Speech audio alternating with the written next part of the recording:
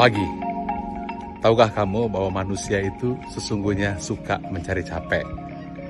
Contoh, dia datang ke mall, berputar-putar, tidak belanja, dan pulang dengan capek, hati lalu merasa puas. Lalu bermain sepeda, putar-putar, tidak dapat medali, hati merasa bahagia. Lalu naik ke gunung, mendaki, merasa letih, sampai di gunung, tidak bawa pohon, tidak bawa batu, hati merasa bahagia. Intinya, manusia akan senantiasa mencari letih dan mencari capek.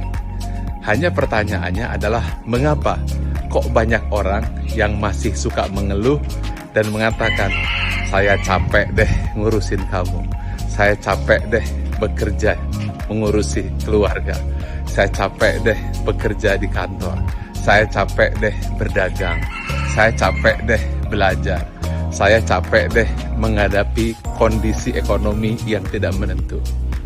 Nah, kita harus tahu jawabannya bahwa capek itu ada 3 golongan, yaitu pertama, capek secara fisik, 2, capek secara emosional, 3, capek secara spiritual.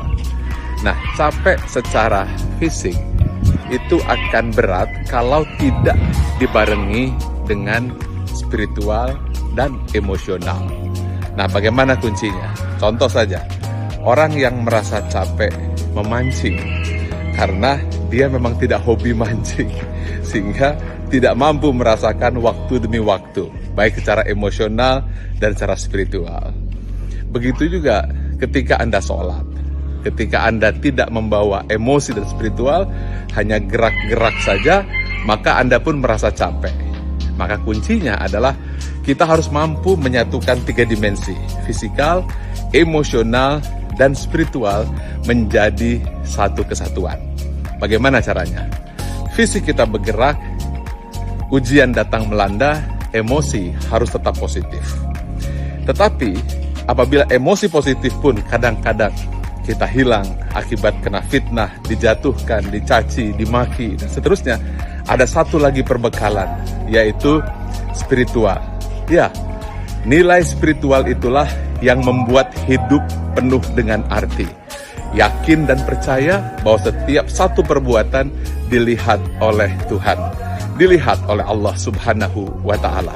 Sehingga dia percaya dan yakin bahwa setiap kebaikan sebesar zarah akan senantiasa dibalas hingga pengorbanan menjadi penuh arti. Kuncinya adalah satukan 3 hal, yaitu fisik, emosional, dan spiritual. Apabila kita mampu menyatukan langkah, menyatukan pikiran dan hati, maka kita akan tidak peduli berapa jauh kaki melangkah. Nah, kesimpulan yang paling mendasar adalah happiness and success is only a game of mind.